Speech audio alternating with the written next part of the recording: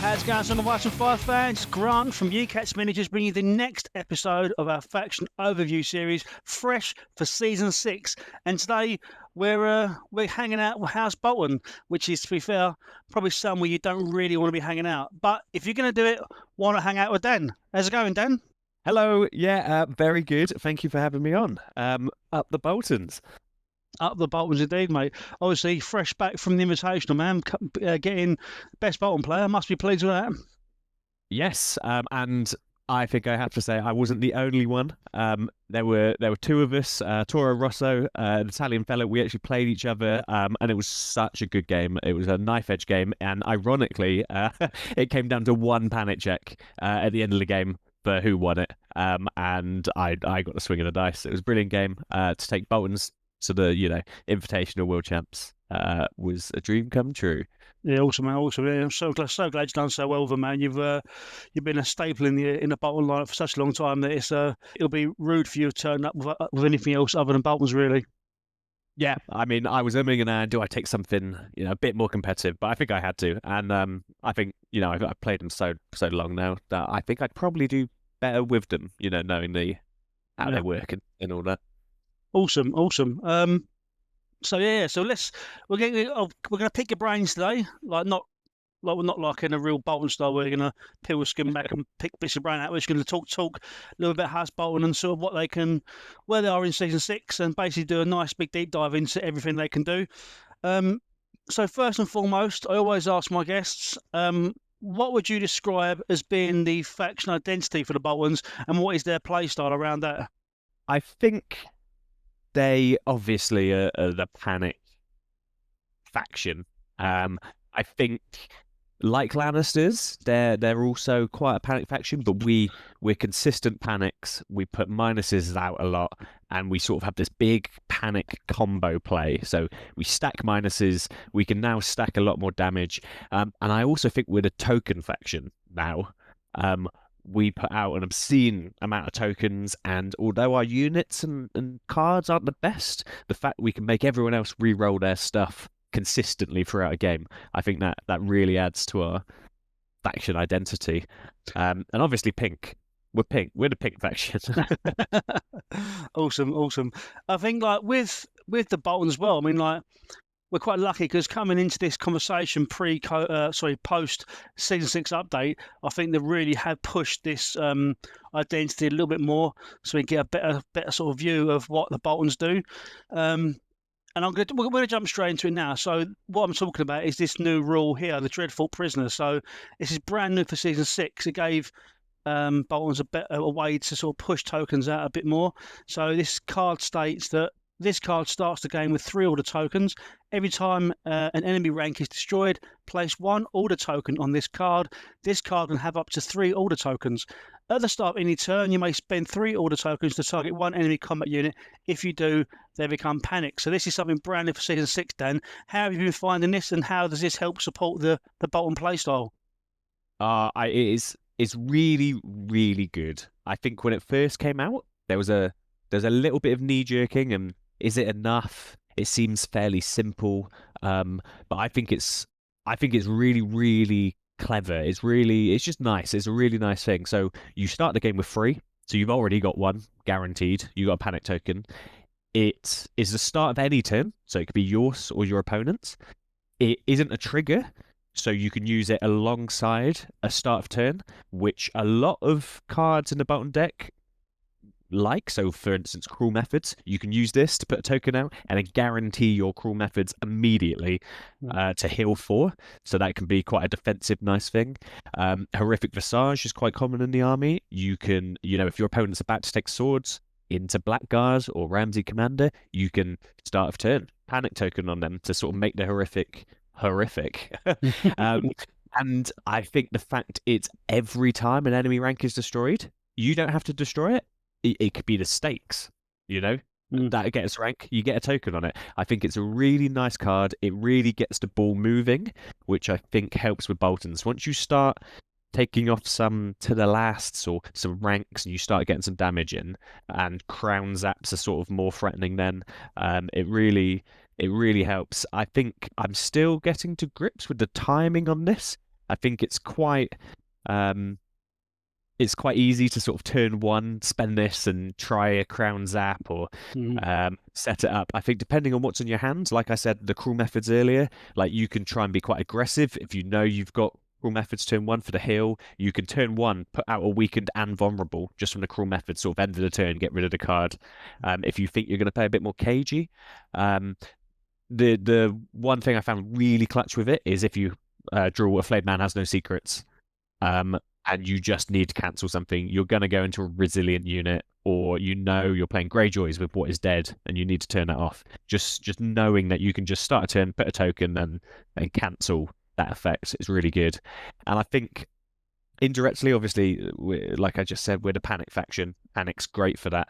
But people always remove weakens and vulnerables, I find. People rarely worry about panics too much unless it's quite circumstantial and you've got to the lasts and things like that. But I think if you've got a weakened and a panicked on you, you're probably going to remove the weakened. So this is sort of a safe bet for putting poker tokens out that people may not remove. But I really like it. I think just getting it out of your hand so you can start stacking up the tokens again it's going to take a bit more time for me to get around that, to sort of learn when to spend it, because it feels bad if I'm killing ranks and I'm not soaking up these tokens. Yeah. But I really like it. I think the identity it helps with, the gameplay it helps with, the cards it helps with. And of course, our signature motto, our blades are sharp, being able to just put out a panicked on a unit and gain rerolls is really strong, really good. Yeah. I think you've alluded to a few things there that I'd like to quickly pick up on. So, like, I definitely feel like Boltons, and so in my experience of them, which is nowhere near as in depth as what you've done with them, is I always feel like I'm walking on a knife edge with Bolton. So I feel like what you said there is particularly truthful. That is that it's about lining up your ducks in exactly the right way and then letting it go. So I think the timing of this card is exactly that.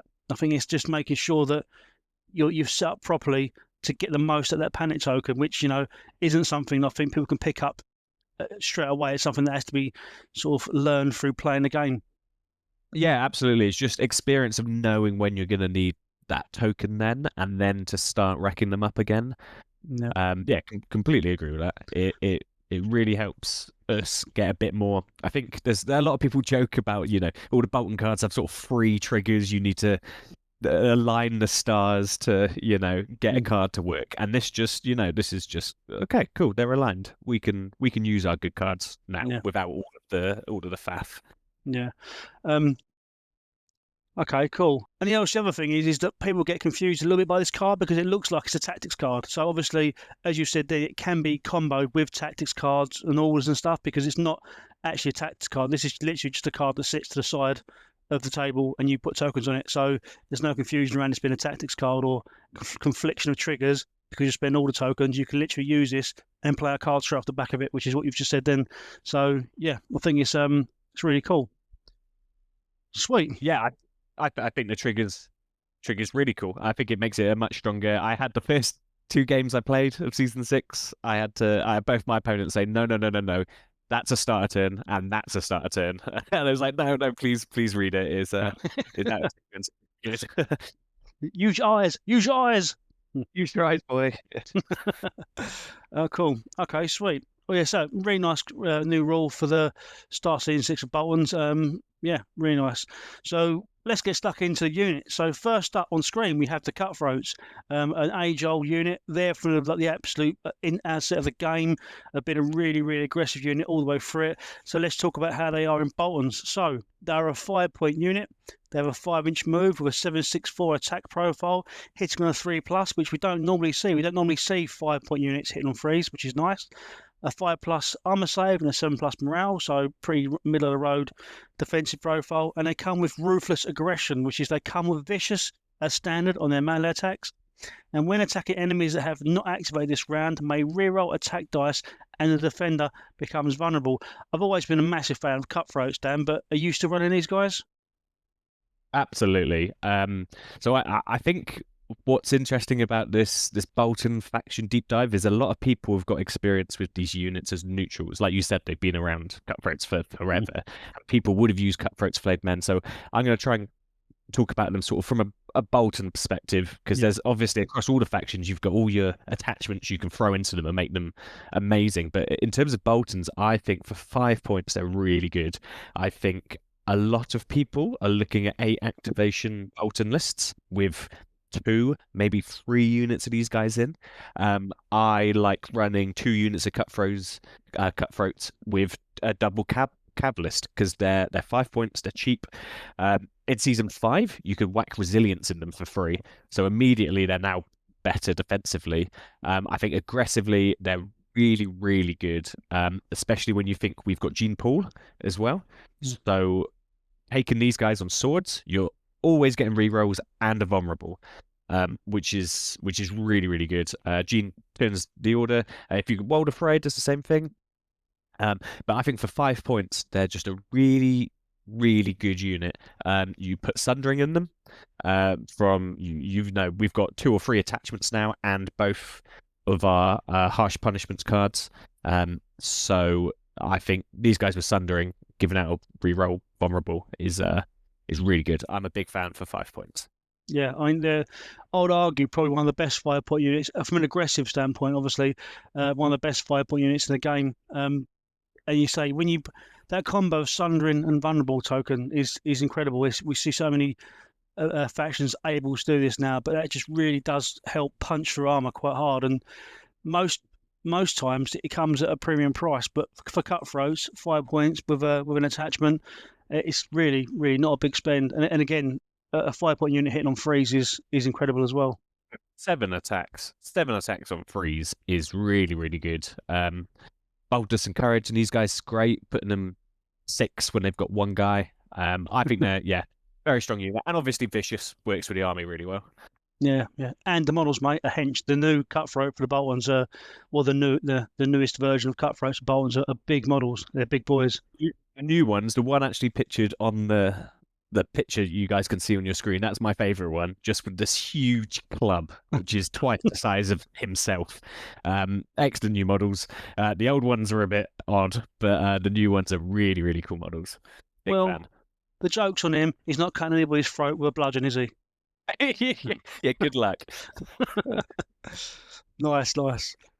Cool.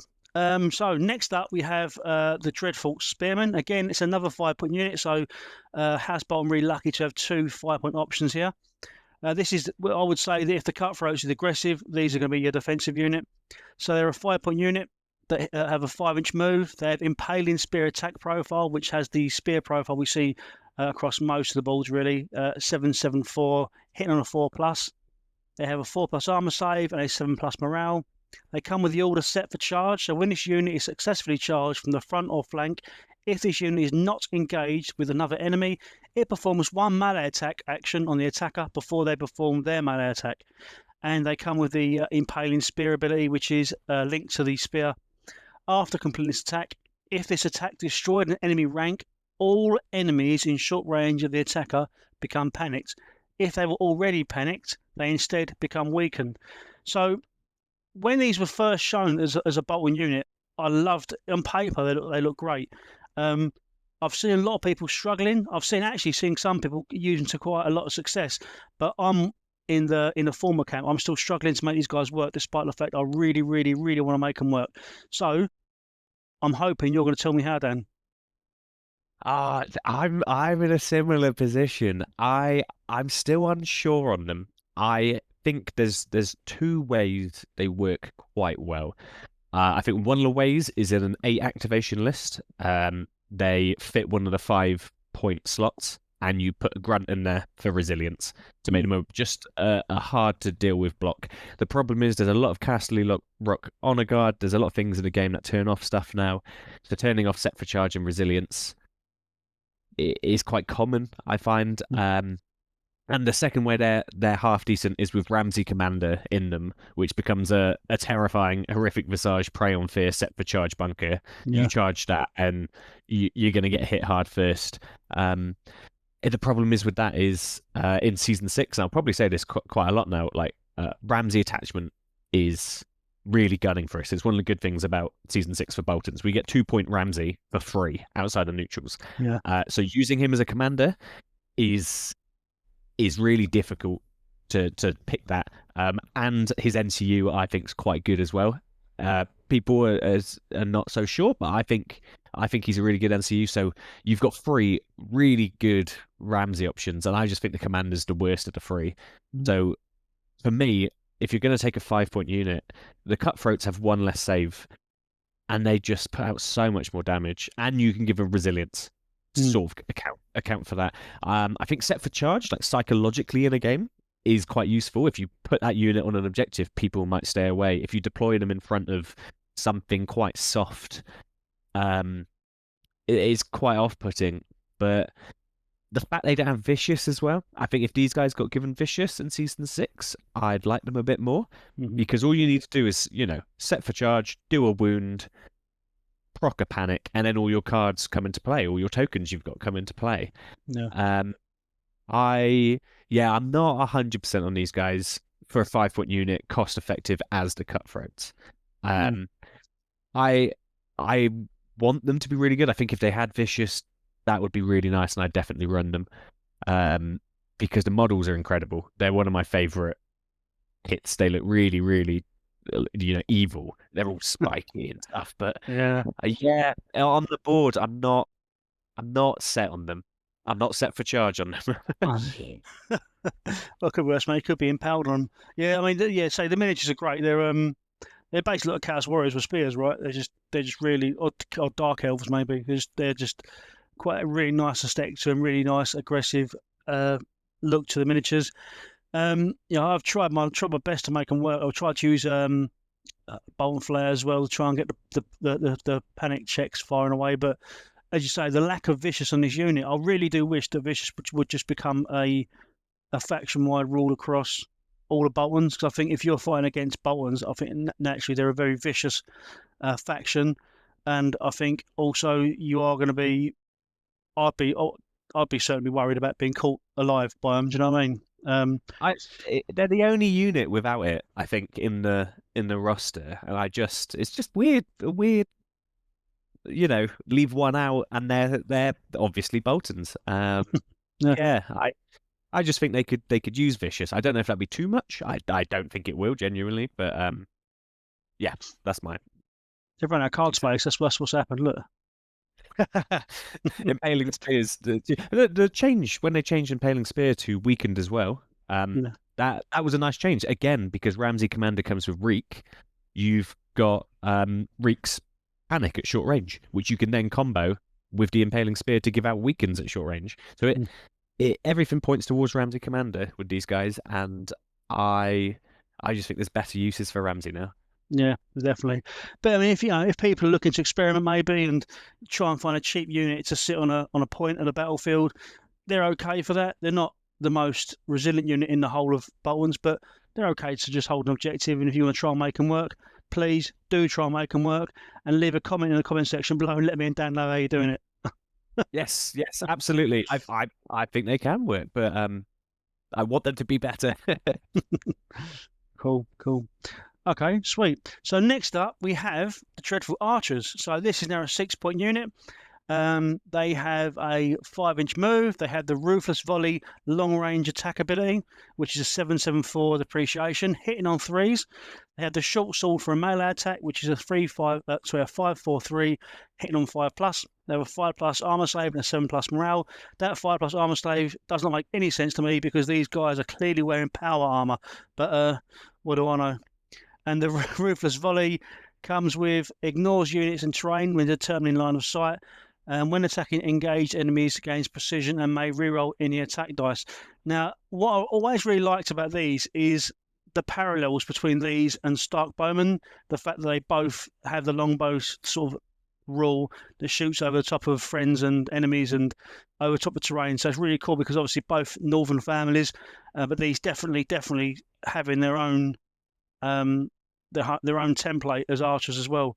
But yeah, Dreadfort Archers, Dan, what are we saying?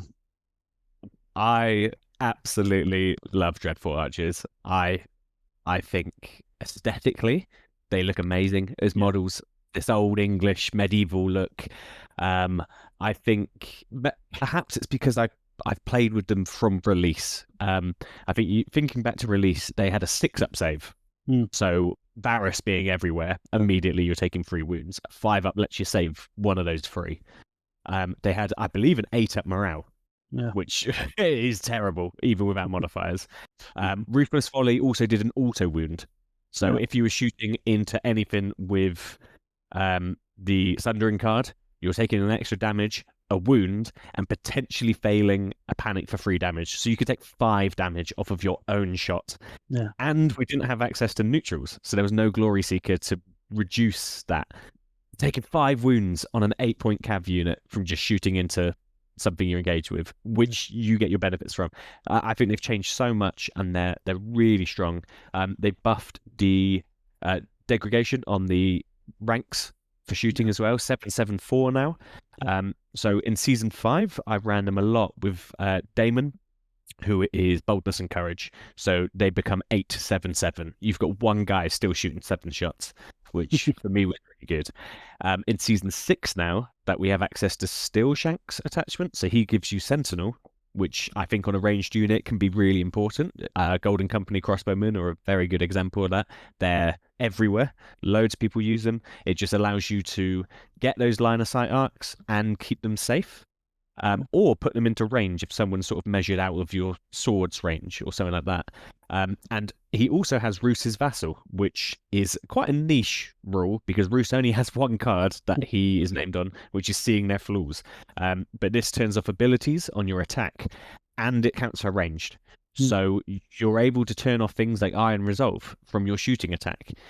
You want the unit you're shooting to be engaged. So if they're engaged with Flayed Men or Ramsay attachment, you've got Intimidating Presence in there as well. So turning off things like Iron Resolve or Stalwart or something like that when you're shooting into them is really clutch. But it does let you play around that card a little bit more because I often run Roose and Blackguard, which they're not the prime target for Seeing Their Flaws. So being able to put onto these guys is really good. I still think Damon has a lot of use. 877 cav is really good. If you're running Steelshanks Commander, you take out the attachment. And Sour Alyn is famously the attachment you put in these guys to give them Sundering or Crit Blow, depending on if you're shooting Free Folk Raiders or Rose Knights. A lot of people swear by Sour. I just think there's a chance, you run into giants, and every time you shoot them, you're taking 2 wounds. I just don't like the risk of taking the 2 wounds on these guys because they are still quite squishy. I think Ruthless Folly, so like you said, they're Stark Bannermen. Ignoring line of sight, I think, is quite an overlooked rule because I play quite cagey. I play a lot of Blackguard.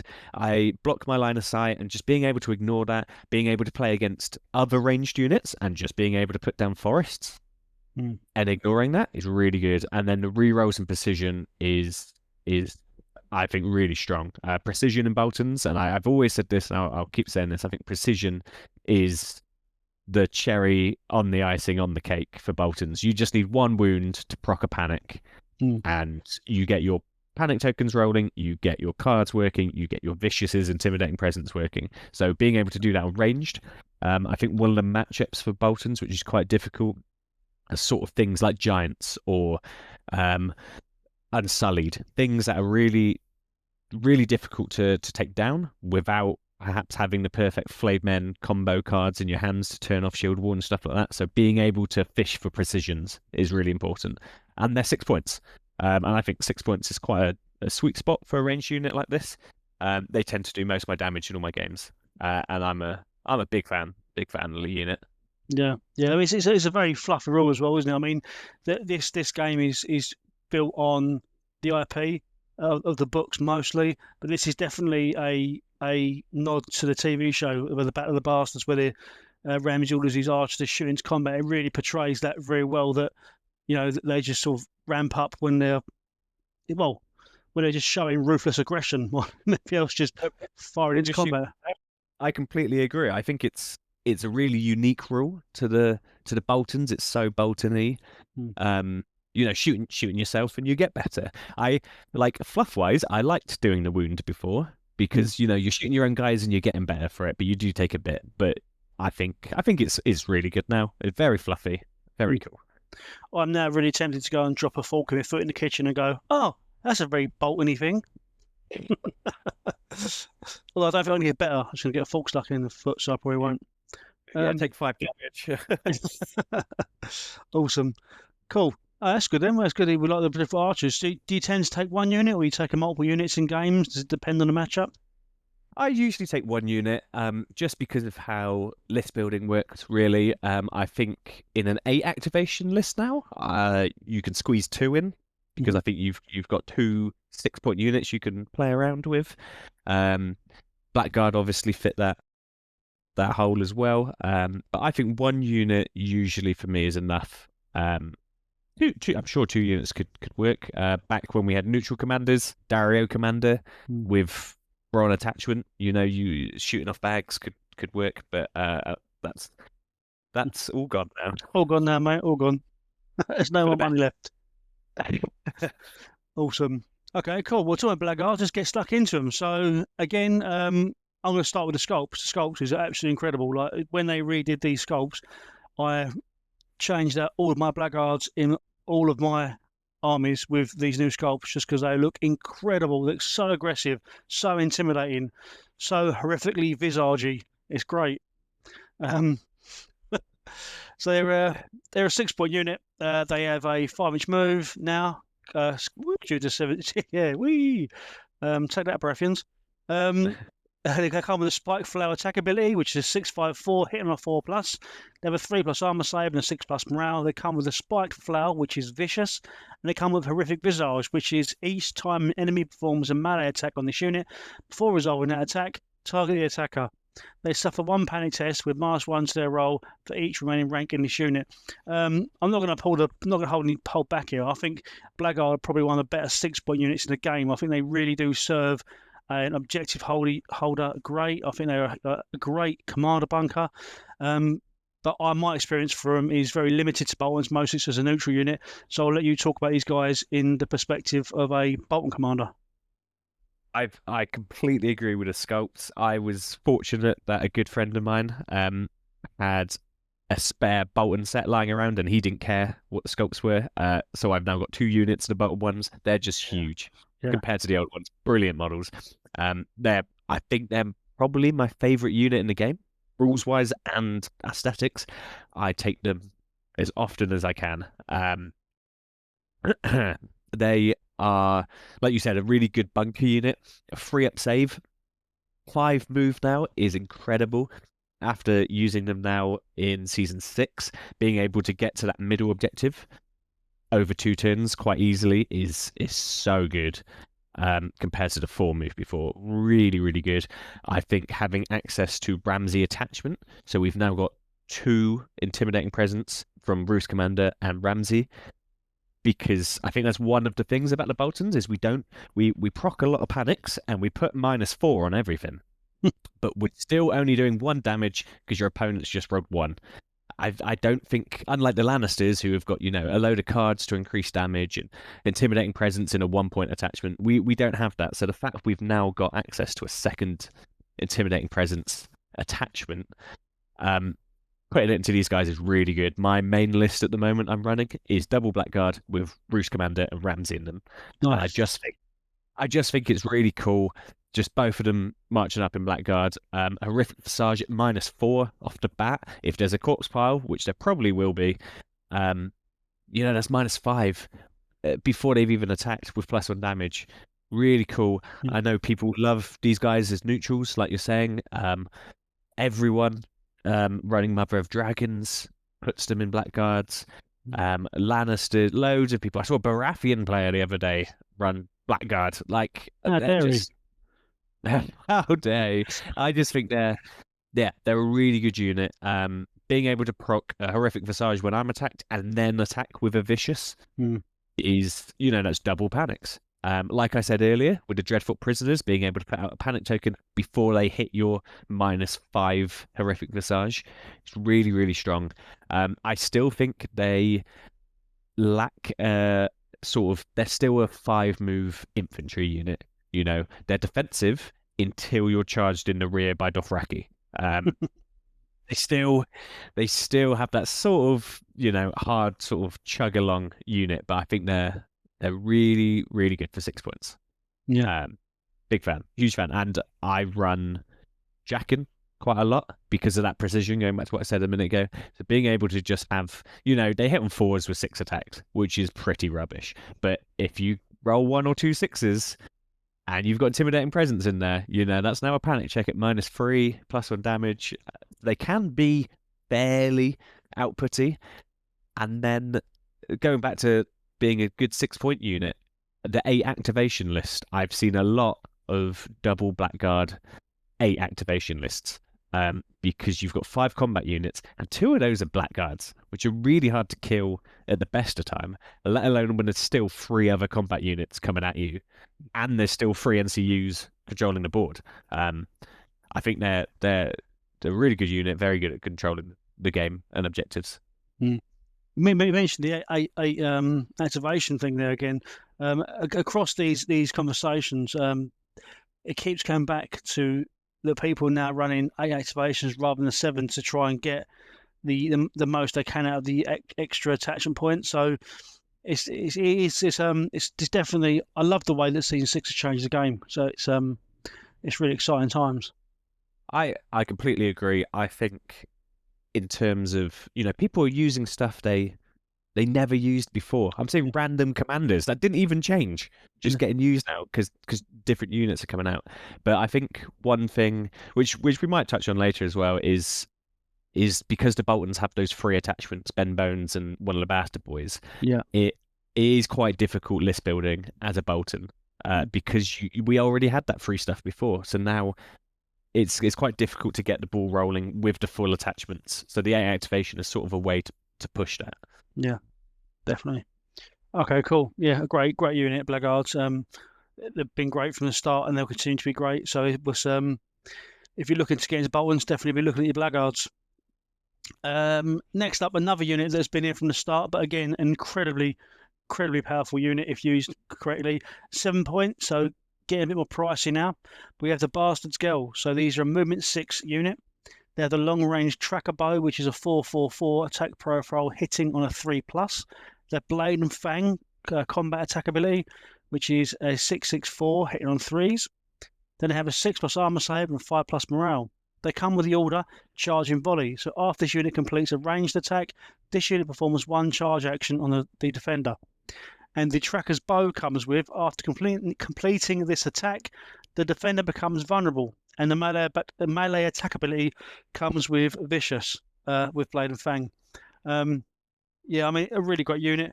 The only thing I'd have to say against this unit is I wish they'd done new artwork when they did the new artwork for the Bolton stuff. Just to give us a new bit of art, because I really like new Bolton artwork. But Bastard Girls, Dan, it's always been a good unit. Are they still good? Are you still running them in Boltons?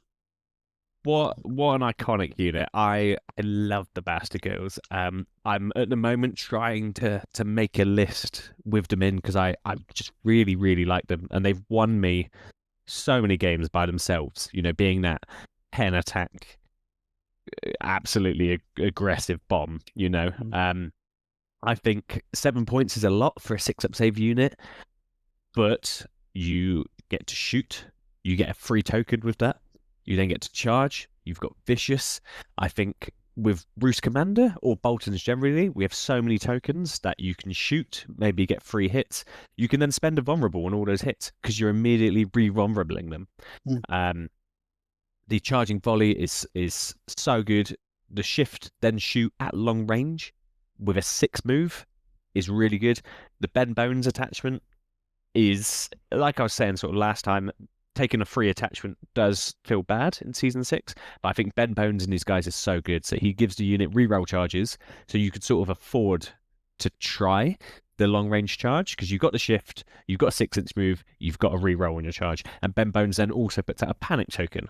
So once you've charged a unit, you've got a vulnerable and a panicked on them for your attack. If you've got Sundering on these guys from the Bolton attach card, or Precision from Jackin, or Blades are Sharp, like they really turn into a powerhouse unit. I think attachments wise, Boltons have, a plethora of really good attachments that can go into them. I think Ben Bones, like I mentioned, is sort of my first choice, just so you could send them up the board. You can rely on those rerolls.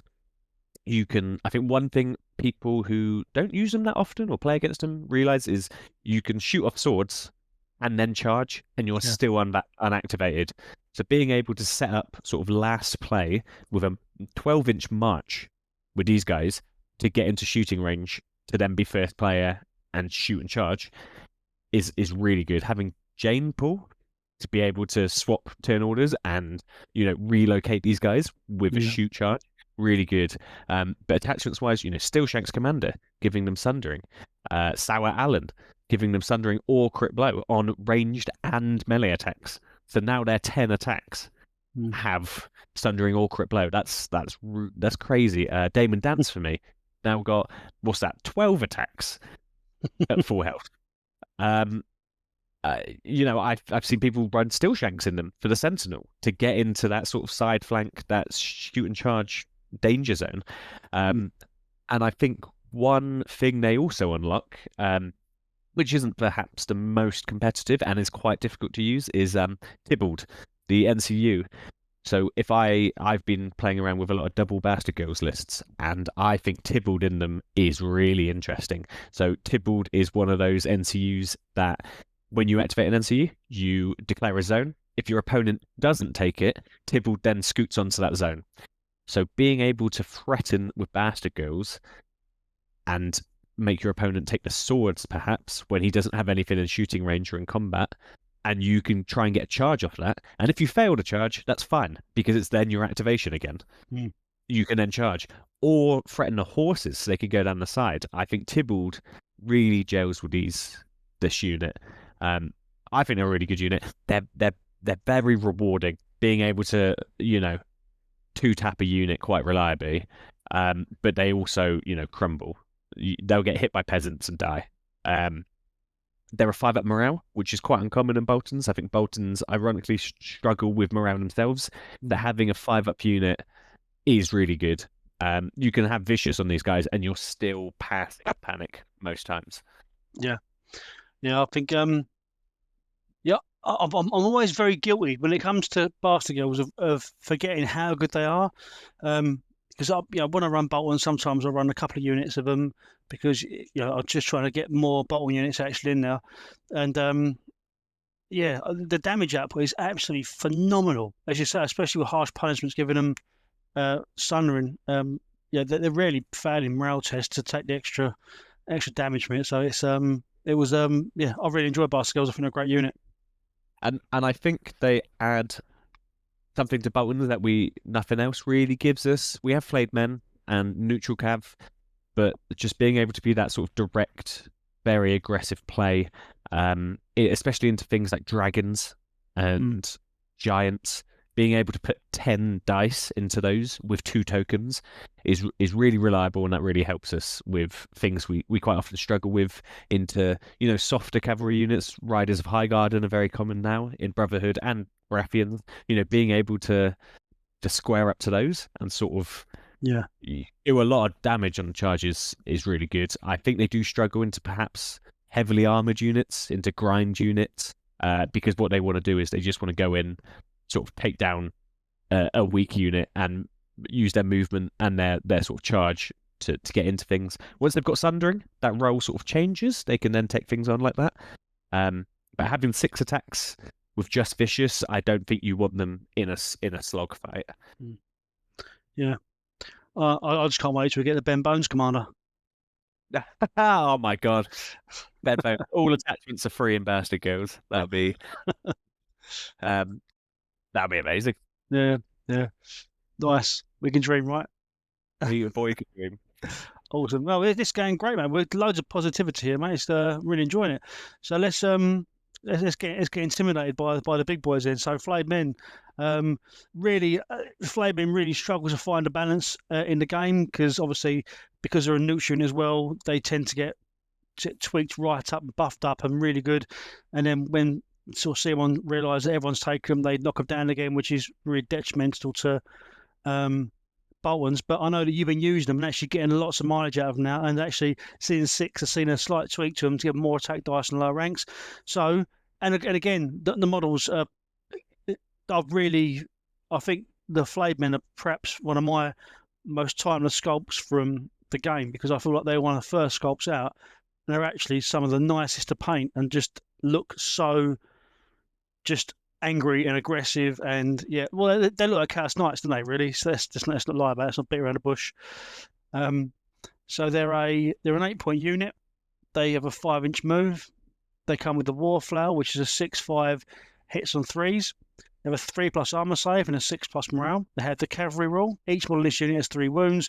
At the start of this unit's activation, it may perform 1 maneuver action, which is the standard cavalry rule.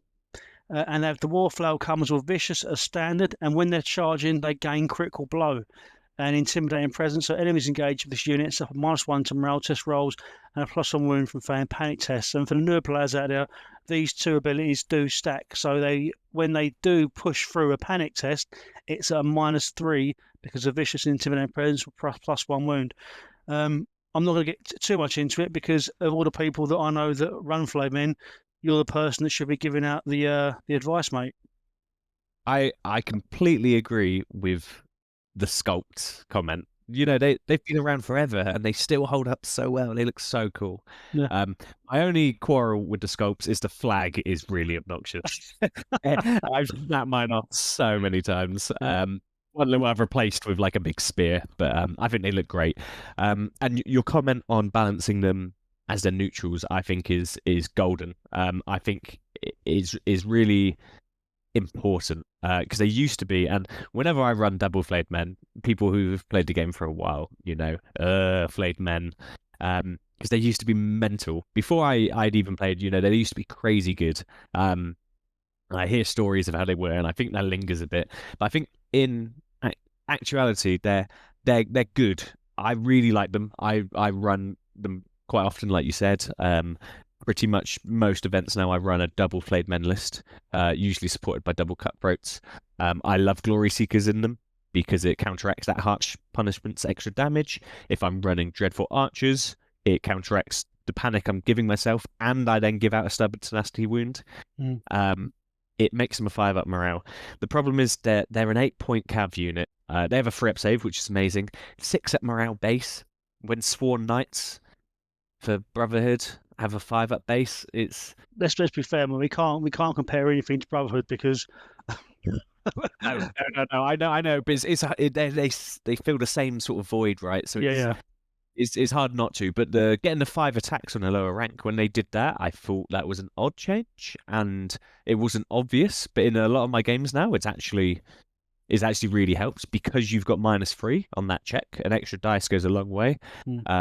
Having a flat -3 is great. You know, if there's a corpse pile there, flat -4 just from an attack, just from being there. I think that catches people off a lot. They're cavalry, so they get that free move, so you can get in the side of things a lot easier, which forces another negative onto it, and a negative onto the armor, which with harsh punishments makes these guys really good. Top value and sundering. I think getting crit blow on a charge is amazing.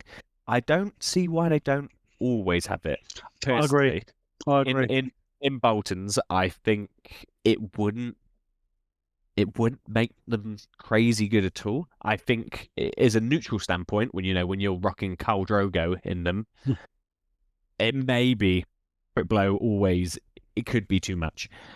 As a Bolton point of view, I think why do their flails turn off when they're galloping around in combat? You know, I'd like to see crit blow always on, but I think they're a really good unit. 3-up save, -3 in a panic, and again, like I said earlier, intimidating presence.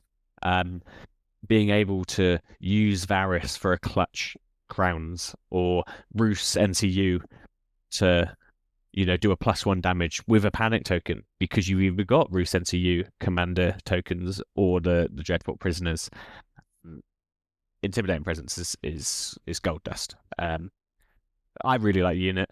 I'm going to be honest. When they when they did the teaser pictures for the Brotherhood Without Banners, and they released like that tiny little snippet of a guy with a flail, on a horse.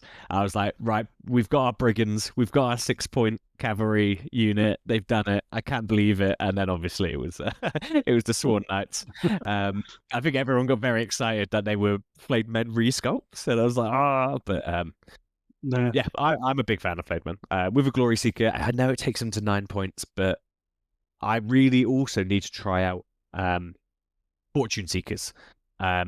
Dauntless seems good, healing, but the rerolls with these guys is really interesting. I ran Commander Ramsay with them a fair few times at UK Nationals that you guys ran. Yeah. I ran Ramsay Commander for that opportunist, for that double reroll precision on these guys is really good. So Fortune Seekers, I need to try it out to see if it's any better than Glories, but I think it in an aggressive list that could really work. Yeah, definitely, and I think they're almost there with Flayed Men. I think with just a slight tweak, I think we could be, and I still am honestly in the camp of, if they're going to give you a Bolton card, they can change the text on the card. Like you can get rid of this and say they've got vicious and critical blow. They've got 7/6. Do you know what I mean? They can change things around because it doesn't impact the neutral side of things, and that's something that I'd really like to see them do. Is start making Bolton units for Boltons, and neutral units for neutral, so that there is a difference in them. I think not only with these guys, we could get into Stormcrows as well, but I think that would be great if they could just make a specific Bolton unit for Flayed Men. I think that'd be great. Yeah. I agree. I don't think they need to, be called something different, House Bolton, Flayed Men, or whatever. They could just have different rules. They're different units. I completely agree. I think one thing indirectly which has affected Flayed Men and cavalry across some factions is the whole attachments thing in season 6. Like I said, I run double Flayed Men quite often, and that just, unless you're taking Ramsay attachment in whatever else unit, then you're using 2 attachment points. Yeah. But you're then struggling to sort of fill those attachment points, which does feel bad. I think it's still a strong list, and I still believe it's one of our better lists and the sort of archetypes of lists that work well for us. Heavy armored cav. Yeah. But it without a cavalry attachment, like a few factions get, it does feel bad paying 9 points for a cavalry unit with an attachment. But I think they're a really good unit. I'd recommend anyone wanting to pick up Boltons to run a unit in any list they try. They add movement. They add a consistent panic damage. I think they're really good. Yeah.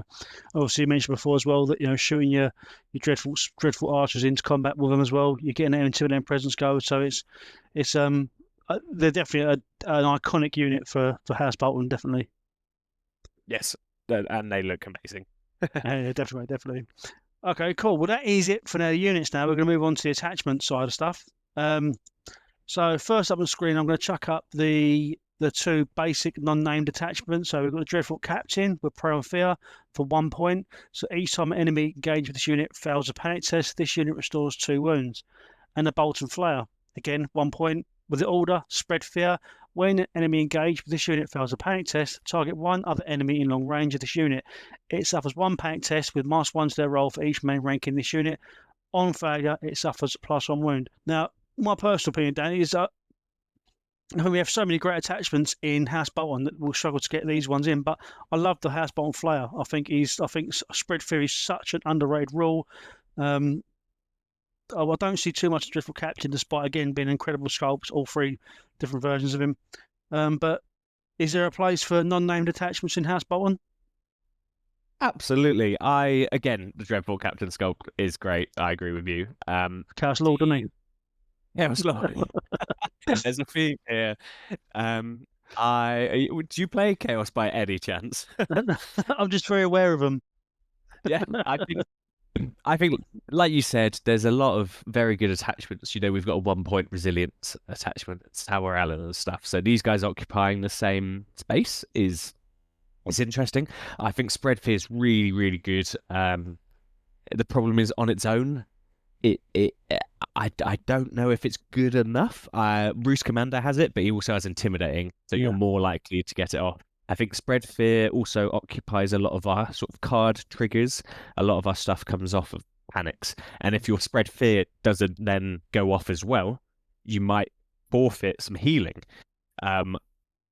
So it's an interesting combo. I think both of these work quite well in Blackguard because they're horrific, and then you've got a vicious attack, so you've got double chance to heal or to proc the spread fear. I have tried a few lists with the Dreadfort Captain in Blackguard as sort of a side. You sort of just sitting them on an objective, pressure some points, and they're really hard to deal with because healing 2 Blackguard is really good. And if you could do that twice a turn between the horrific and the attack, that's really good. I'd like to see us get something, perhaps scrap the Bastard Boys thing, and maybe we get a free Dreadfort Captain or Flayer, or they ignore attachment limits. Yeah. I think that's really nice. The first Bolton Flayer in our army ignores attachment limits, or the first Dreadfort Captain ignores attachment limits, and that would be so good. Being able to just slip spread fear in there somewhere would be amazing. It is a very underrated ability, and it can really help turn the tide of the battle. Pinging one off a long range with 1 million minuses, and it stacks with intimidating presence. Yeah. You can have a -5 panic with +2 damage, and you're probably going to have a panic token on them because of all of our lovely new rules. Yeah. So, yeah, I think Bolton Flayer has a bit more play than the Dreadfort Captain, but I'd like to see them do something with the attachment limits with them to sort of bring them into every list. Because if they did that, I'd run one every game without even thinking about it. Yeah. I feel the same way about the Cradleman Survivalist. Ever since losing his attachment limitations, I've run him in every single list now. And actually, I'd love to see it happen across more factions in the game, not only Boltons. I completely agree. I'd never seen the Craddockman before, and now there's 2 of him in every list, just filling up, spaces. What I can't stand about that geezer though, he's always standing on a tree stump. Man needs to get a job, doesn't he? Do you know what I mean? Tactical tree stump. You can't just walk around a battlefield with your tree stump high hills, mate. Get a job, get involved. Anyway, he can and he does. Awesome. Okay, cool. So let's get into the name attachments. So we're going to get into the Bastard Boys first. The Bastard Boys is the subtitle name to every single attachment on page now, and a couple on the next page. I think one on the next page.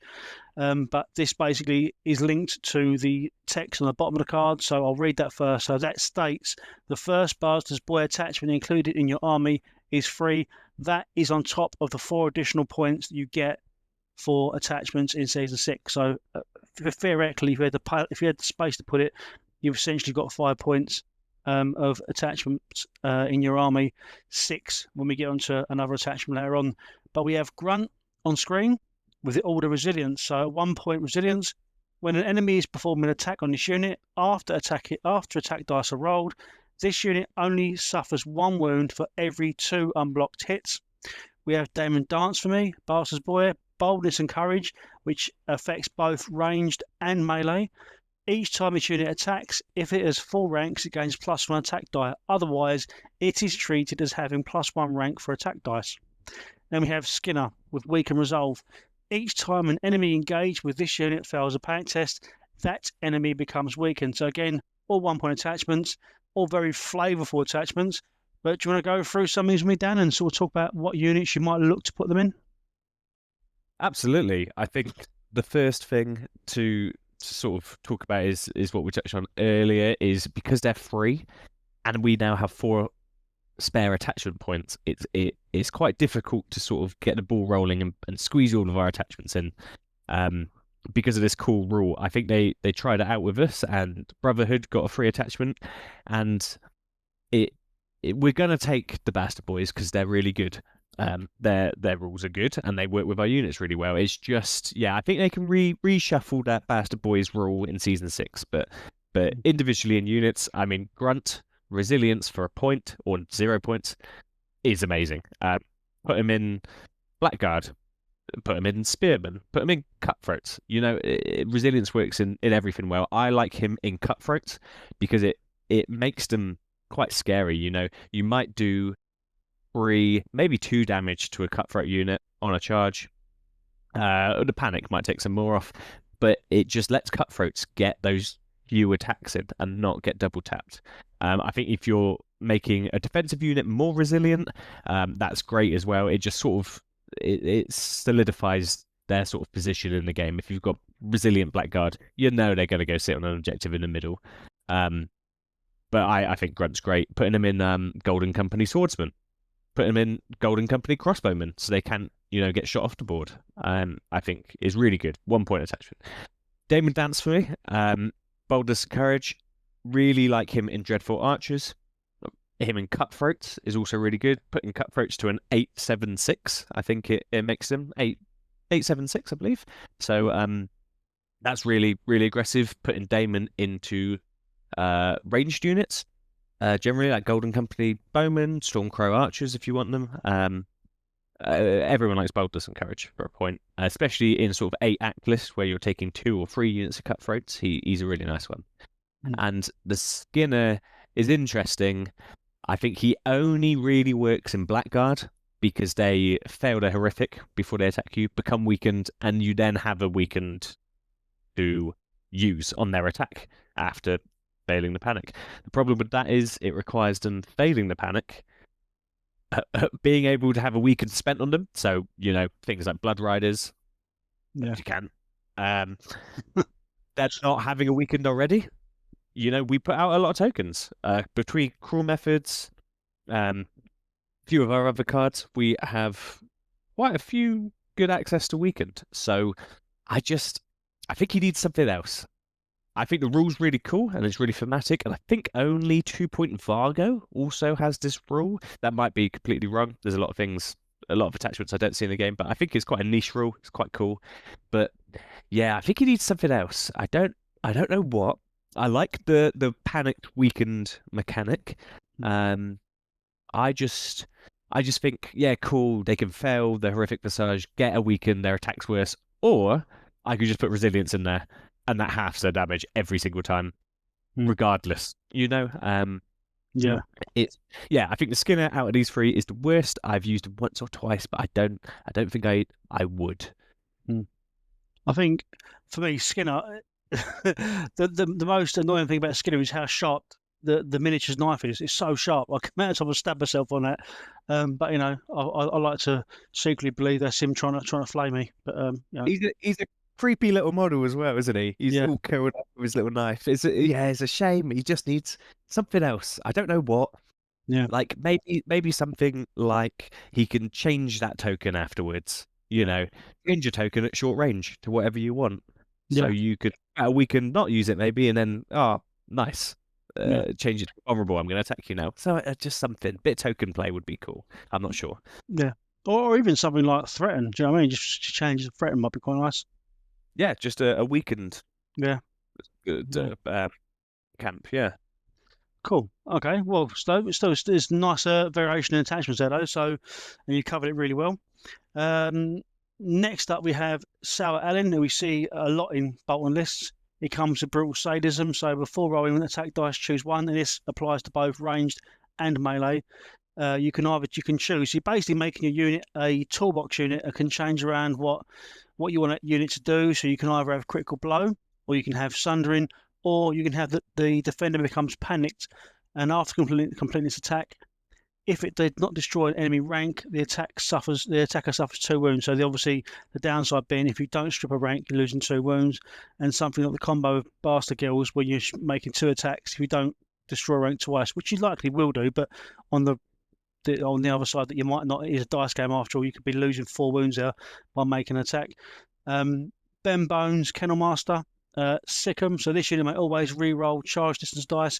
Enemies this unit successfully charged become panicked. This isn't only applicable to Bastard Girls, which is a bit of a mistake I see a few people make. This can be in any unit. You can put this in Cutthroats and get the re-rolls and the panic. But you do reduce this attachment's cost by 1 if attached to a unit of Bastard's Guild. So, as I alluded to in the last slide, potentially now we're looking at 4 points from the Season 6 update, 1 point for a free Bastard Boy, and then 1 point for Ben Bones Kennelmaster. There's 6 points of attachments you've got to play with in, realistically, probably not enough space. As And in Steelshanks Walton, Relentless Soldier comes with the Order Sentinel. After another friendly unit in long range attacks, this unit performs one charge or maneuver action. If charging, it must target the attacker. And it comes with Roose's Vassal, so this unit counts as Roose Bolton for all game effects. I've explained it in all the other faction overviews. I'll explain it again. This does not mean he takes on Roose's abilities onto his card from Roose's card. This just means that he counts as Roose for the purposes of tactic cards. But yeah, another three good attachments. I like all three of these. These are some of my favourites in the attachments for Bolton's, Dan. But what are you saying about these guys? I completely agree with you. I think Sour Alyn is really cool. I think a lot of Bolton players, a lot of the community really like him, especially in Dreadfort Archers. Being able to shoot something squishy, take crit blow, shoot something with armor, take sundering. Now and again, very rarely you'll want a panic token, but perhaps if you're playing, Stannis and you think he's got Azora high and you've got Flayed Men and there's no other tokens, you might want to cancel that auto pass panic or something like that. So rarely I'll take the panic, but crit blow or sundering on demand is really good, especially if you're shooting into your own combat and you've got precision as well. Being able to get crit blow with rerolls and precision on the Dreadfort Archers, that's big damage. I've recently been running Golden Company Bowmen with Sour Alyn in them, so they always have sundering and crit blow, regardless of what you're shooting. So that's really powerful. The only problem I have is he is liable to take in 2 wounds. Later in the game, once stuff's sort of engaged, weakened, you've got all the attacks going off. It rarely ever happens unless you're playing something like Giants or Dragons where you don't kill ranks.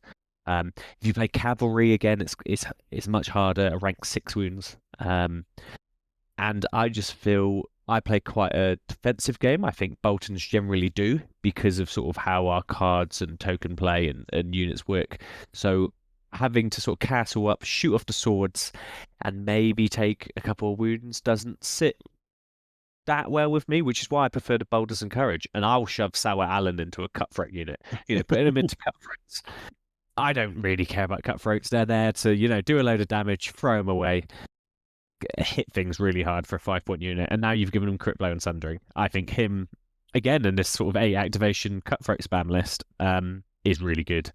Ben Bones is one of my favourite attachments. Not only does he have a really cute puppy and an excellent model, but he works so well in Bastard Girls, and he's free. He just really makes them work well. Like I said earlier, when we're covering the Bastard Girls bit, the reroll charge allows you to sort of try those long charges after shooting off of swords and things like that. And a panic token just increases their damage. You made a really, really good point about you can put him in Cutthroats as well. And I think I'd probably run him in Cutthroats, maybe over Boldness and Courage, because this is very Bolton to me, but they're only vicious. They're only vicious. They're only -2. They're not the -4s like most other stuff in the army can be. So being able to have a panic token on demand before a vicious charge is really good. And rerolls on a 5-move unit is also really good. Big fan of Ben Bones. And the fact now in Season 6 is we can take him anywhere. We don't have to squeeze him into Bastard Girls because he's free everywhere. Well, he's not free, but you know what I mean. Yeah. And then Steelshanks Walton is a similar case. In Season 5, I didn't even know what this guy did. I used him as a commander pretty much every game because I really liked his commander. In my second list and my sort of aggressive list, but now you can slip him in. Sentinel is such a good rule, especially for an aggressive unit or a ranged unit. So being able to have sort of Blackguard in front of your archers and being able to move backwards with Sentinel or turn around to sort of get a line of sight for when you want to shoot, or align your bases in a way that you couldn't be charged by something they're setting up a charge for. Yeah. I just think Sentinel's really, really powerful in any army. People use it differently. You can use it in Cutthroats or Bastard Girls, like I said, to something else gets attacked. You're now moving 6 inches behind someone to then shoot and charge them. I think Sentinel's really good. And like I said earlier with Roose's Vassal, The only card, like you explained, it doesn't turn him into your commander and get all the rules and stuff, but you get the card name's escaping me. Seeing Effluls, which gives out a panicked and a vulnerable, which is amazing. But then if Roose's unit attacks that unit, it turns off all abilities for that attack, for the whole attack. So it can be really clutch, turning things like Iron Resolve, Resilience, stuff like that. Royal Guard in Martel's become a 4-up save unit. It's really good, and it works in range. So if you put Steelshanks into those Dreadfort Archers, it works really well. The problem is you've also got Sour Alyn and Boldness and Courage contending with them. And Steelshanks is a commander as well. So it is really good decisions. I sound like a football manager, but they're good problems to have. To have all these good attachments, and we need to squeeze them in somewhere. He's a good striker, but he's just not a penalty taker, is he? Also, very proud. Yeah, I mean, loads of great attachments now. I think that's what really goes. I think for House Bolton, I think their attachments, what they really do is they allow you to play the game that you want to play. They allow you to tailor your army very slightly towards what you want to play against and what you want to play into, the game mode. I think there's loads of really cool stuff you can do just to make your units that extra bit special. Do you know what I mean? Absolutely, and they're very thematic, the Ben Bones, the Kennelmaster, because I mean, in the books, in the TV series, it's all about Ramsay and his dogs, and they're a big part of it. And now you've got, the guy behind the scenes who looks after all of them, and his rules are really cool. So all the attachments are really cool. I love the little descriptions of them on the back as well. They're all quite grim. Awesome. Okay, cool. And then we get into probably the MVP, I suppose. The thing that makes Boltons, I think, really take advantage of this. I mean, you alluded to earlier, to take advantage of these additional attachment points. But 2-point Ramsay, widely agreed, one of the best attached 2-point attachments in the game, be fueled by slaughter. After this unit completes a melee attack, if the defender suffered any wounds, this unit restores 1 wound plus 1 additional wound for each of the defender's destroyed ranks. And intimidating presence, so enemies engaged unit suffer -1 to morale test rolls and +1 wound for variant panic tests. And if you're going to say Ramsay for 2 points, then you can have Theon for 3, which is just an additional attachment, attachment in the same unit as Ramsay. He can only be fielded in an army that includes Ramsay Snow and must be attached to his unit, ignoring usual attachment limits. So this applies to both Ramsay Snow attachment and Ramsay Snow commander. He comes with the order, set an example. So start when you turn, target all enemies in short range. They become panicked, roll a die on a 6, destroy Theon. So basically, Ramsay standing there, poking Theon in the side, jeering at the enemies, and pushing out panic tokens as he does it. 2-point Ramsay Snow Sadist, then a great attachment. Is he carrying the weight in Boltons as much as he does in other factions? It's a guy. I'm so glad we can use him now. In season 5, I feel like his NTU and his commander you just take those, because paying 2 points when you've got 2 free attachments in the list, you'd never do it. Now he is effectively free, quotation marks. He's so good. Being able to chuck intimidating presence wherever you want it is just good in any unit. Even in Spearmen, to make the -1 on that set for charge. Like I said earlier, just crown zaps, things like that. Intimidating presence is so good. Spread fear, bloody beheadings. You now spreading panics across the board with intimidating presence in there. You can put him where you want, and he's really good.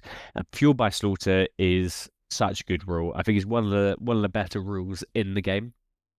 Healing off the killing stuff is excellent. That is why I like his NCU quite a lot, because you can put that onto Flayed Men and things like that. But being able to have Fueled by Slaughter in sort of an aggressive unit like Cutthroats, they're going to kill ranks, they're going to kill stuff. And I know they're not very defensive, but they can heal that back. Or having Fueled by Slaughter in Blackguard. All you need is 1 wound, 1 panic test, kill a rank, and you're healing, 2 or 3 Blackguards back, which is a hard thing to kill. I really like Ramsay. Reek is brilliant as well. He's like a localized Dreadfort Prisoners. You could put multiple panics out. It's start of any turn. which I think people forget. I think a lot of people think it's start a friendly turn because it's sort of threaten-esque. But it's any turn. So again, you can put that on before they attack your Blackguard. Horrific Visage. You can put that on before you need a Flayed Man has no secrets. All units in short range as well is really good. You can get multiple tokens out. My only thing with Theon is why is it a 6? Why is it not a 1? Like, what? Every time I roll a 1 with him, me and my opponent both look at each other like, is that good or is that bad? Because it's the opposite way around to it should be. Why is it not a 1? Yeah. But I think they're both really good. The tokens, the panics really make the Boltons go. And he's a nice addition to Ramsay, who is amazing. If neutrals were allowed to be taken, I think at the start of season 6, everyone and their mums was saying, "Oh, 2-point neutral Ramsay for free, amazing." So us being the only, I'm going to say this loosely, the only real faction who could take him for free, sorry neutrals, is amazing. I think it's one of the big powers we have as a faction. Yeah. I think as well, I think the reason it's a 6 is because on the Bolton dice you get the little jazz hands, don't you? When you get a 6. You get jazz hands, and he's dead.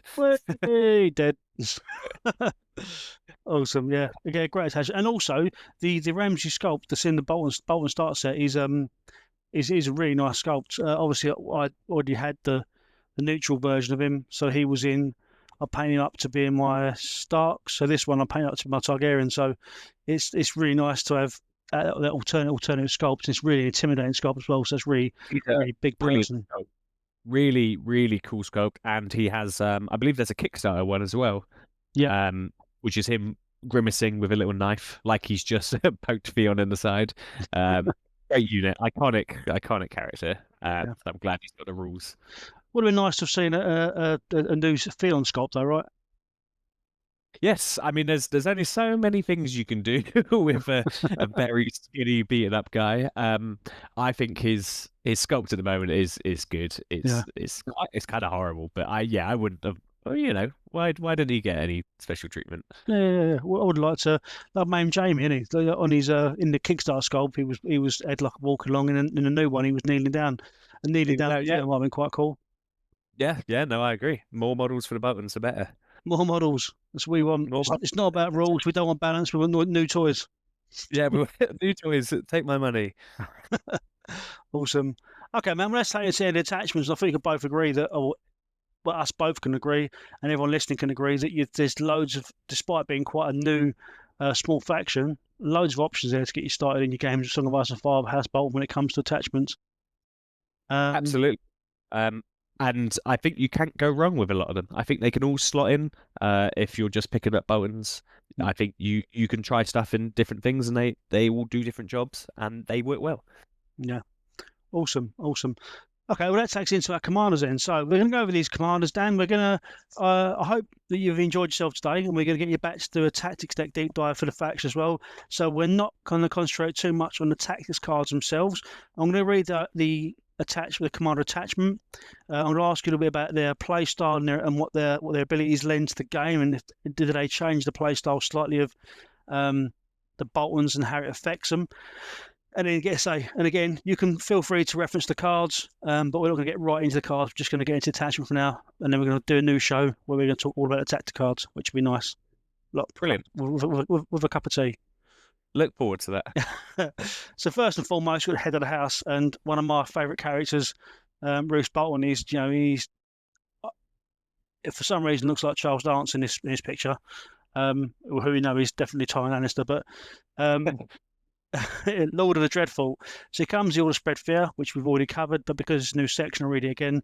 So when an enemy engaged unit fails a panic test, target one other enemy in long range of this unit, it suffers one panic test with a -1 to their roll for each remaining rank in this unit.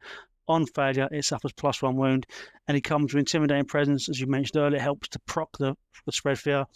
Enemies engaged unit suffer -1 to morale test rolls and a +1 wound from failing a panic test. And he comes with Seeing Their Flaws, Dreadfort Secrets, and Whispered Threats. Obviously, 3 different cards from the neutral version of Roose, because Roose's cards get chucked into the base deck for Boltons. But so from a personal level, I struggle. I really want to use Roose as a commander, but I struggle to not have him as an NCU. That's just my freshness of playing Boltons, I guess, my inexperience playing Boltons. But Roose Bolton, did you run him as a commander, or what's his play style, and what does he do for House Bolton?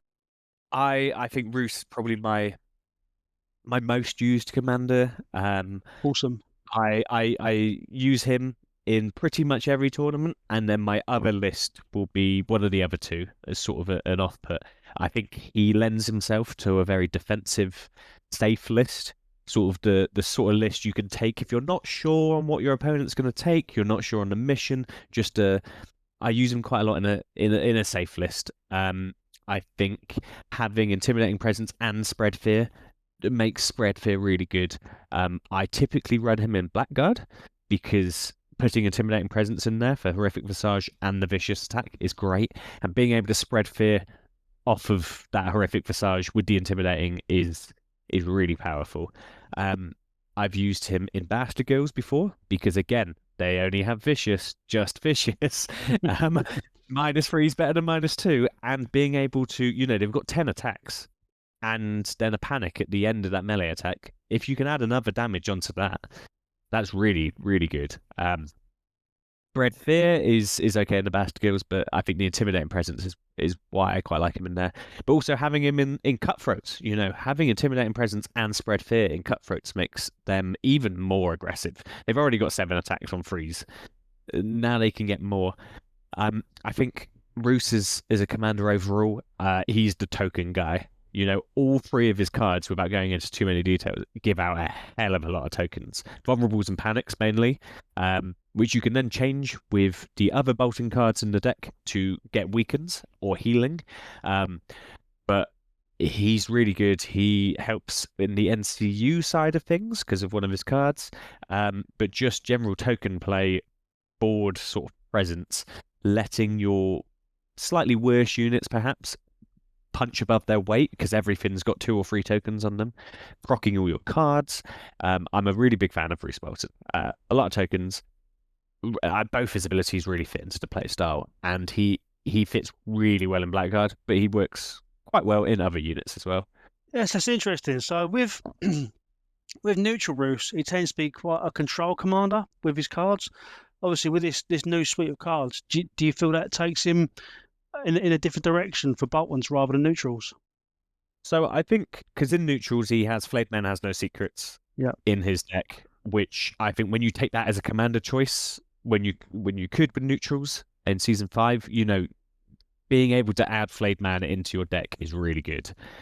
Having him in a neutral army, being able to have a no card, it's really good. Yeah. We've got that in the Bolton deck already, so I think immediately it sort of changes that dynamic. We like tokens because, like I said, our units maybe aren't as good as everyone else's. So being able to put tokens on everything really gets the ball rolling. I'd say he's less of a control commander because he doesn't have Flayed Man in his deck. He does have Whispered Threats, which really helps you out on the NCU board, giving out tokens from people taking the zones. I just think he's a solid commander. Tokens are always solid.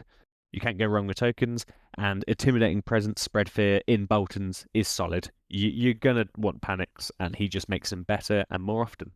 Yeah, definitely. Awesome. A glowing review for Roose, which is what we want. Head of the house, leading the way. Yeah, R.I.P. Next up, we have Ramsay Snow's Spiteful Air.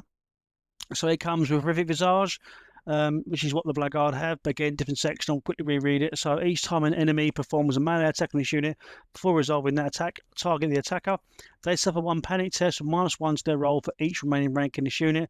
And he comes with Prey on Fear. So each time an enemy engaged with this unit fails a panic test, this unit restores 2 wounds. I'll put Reek faded slowly in the background because again you can take him, which obviously helps with the panic test stuff. And he comes with the cards Opportunist, Spoils in Flesh, and Skin Collection. Again, 3 completely new cards because the neutral Ramsay's cards are assimilated into the base Bolton Tactics deck. But Ramsay's no commander. I remember you used him at UK Nationals last year. So are you still using him? How are you finding him? Yeah, I used him at Nationals, and I really liked him. Like I sort of touched on earlier, having 2 copies of Opportunist, which allows you to re-roll melee attacks and gain precision. I believe it used to be ranged attacks as well, but I think it's now just melee attacks. But having that with Flayed Men, and then having 2 copies of Our Blades Are Sharp as well, gives you 4 chances at rerolls with precision on Flayed Men, or your other units, but typically I'd run double Flayed Men with him as commander. So he's quite an aggressive commander. He used to just have Horrific Visage, and then when they added in Prey on Fear, like, they combo so nicely together. Going back to the Dreadfort Captain, putting a Dreadfort Captain and Blackguard, really nice. So having both of these insert into a unit is really good. When we spoke about the Spearmen earlier, I think he's typically seen as sort of the Spearman bunker that you never want to attack because you're taking loads of damage before that. I think he also works really well in Cutthroats because they're so aggressive. Having sort of a defensive, it's like what I said with Resilience. Having, someone, it doesn't matter that you're Cutthroats or Blackguard or whoever you are, Horrific Visage works the same. Yeah. They're going to take a panic at -3, maybe -4 if there's corpse pile or something. And then you can heal off of that. Cutthroats die in droves, so being able to heal off of that, and they're vicious. I think he works really well in both units just as an off-put. Yeah. His cards are quite interesting. Spoils and Flesh is like a poor man's Fueled by Slaughter.